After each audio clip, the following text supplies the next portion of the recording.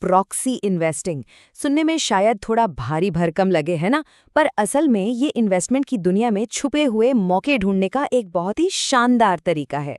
आज हम इसी पिक्स एंड शवल स्ट्रैटेजी को डिकोड करेंगे जो बाजार में एक अलग ही बढ़त दिला सकती है। तो आज हम क्या क्या समझने वाले हैं? सबसे पहले हम पिक्स एंड शवल्स के आइडिया की तह तक जाएंगे। फिर ये जानेंगे कि आखिर प्रॉक्सी कंपनियां क्यों जीत सकती हैं। इसके बाद इन मौकों को पहचानने का एक फ्रेमवर्क देखेंगे, कुछ बढ़िया भारतीय उदाहरणों पर नजर डालेंगे और आखिर में एक बहुत जरूरी टेकअवे के साथ बात खत्म करेंगे। तो चलिए शुरू करते हैं। ये पिक्स एंड शवल्स आइडिया आखिर है क्या? इसको समझने के लिए हम चलते हैं इतिहास के एक बहुत ही मशहूर किस्से की ओर। ये कमाल की बात कही थी मशहूर निवेशक पीटर लिंच ने, और ये आइडिया आया था 1800 के दशक के कैलिफोर्निया गोल्ड रश से। सोचिए, उस वक्त हर कोई सोना खोजने के लिए भाग रहा था, लेकिन असली अमीर कौन बना? सोना खोदने वाले? नहीं, असली विजेता तो वो लोग थे जो उन सोना खोजने वालों को फावड़े, कुदालें और हाँ, मजबूत जीन्स बेच रहे थे, जैसे कि लेवी स्ट्रॉस ने किया। मतलब उन्होंने वो सारे टूल्स सप्लाई किए जिनके बिना गोल्ड रश मुमकिन ही नहीं था। और बस यही है प्रॉक्सी इन्वेस्टिंग का मूल मंत्र। यहाँ दाव शो के मेन एक्टर पर नहीं, बल्कि उस बैक स्टेज क्रू पर लगाया जाता है जो ये पक्का करता है कि शो हमेशा चलता रहे।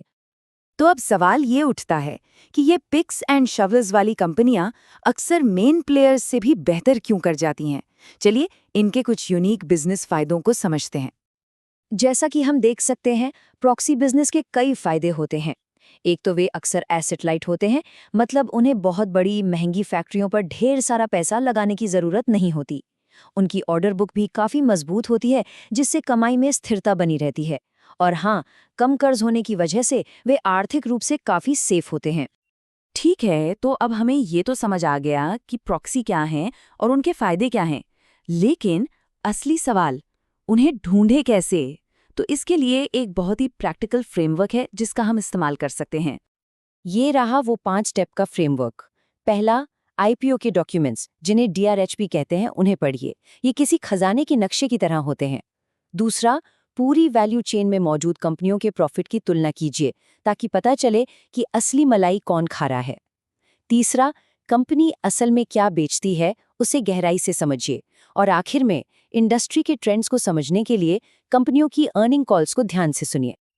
चलिए अब इस सारी थ्योरी को एक्शन में लाते हैं और भारतीय बाजार के कुछ असली उदाहरणों से इस कॉन्सेप्ट को और भी पक्का करते हैं।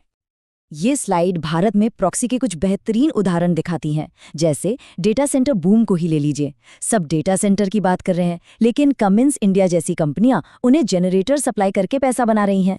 या फिर ईवी की क्रांति को देखिए, प्रिकॉल जैसी कंपनियां इंस्ट्रूमेंट क्लस्टर जैसे जरूरी पार्ट्स बना रही हैं। रियल एस्टेट से लेकर फार्मा तक हर बड़े ट्रेंड के पीछे एक प्रॉक्सी प्ले छिपा हुआ है। तो इस पूरी बातचीत से जो सबसे जरूरी सबक मिलता है वो क्या है?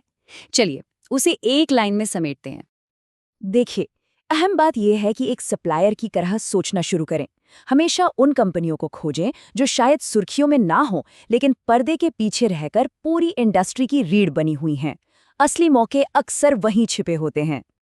और इसी सोच के साथ हम आज के सबसे बड़े गोल्ड रश पर आते हैं, एआई बूम। तो सोचिए जरा, इस एआई की दौड़ में पिक्स एंड शवल्स कौन बेच रहा है? वो कौन सी कंपनियां हैं जो चिप्स, कूलिंग सिस्टम और डेटा सेंटर्स की सप्लाई कर रही हैं, जिनके बिना ये सब मुमकिन ही नहीं है? अगर ये विश्लेषण फायदेमंद लगा तो लाइक और सब्सक्राइब करना न भूलें। अगली बार तक, जय हिंद।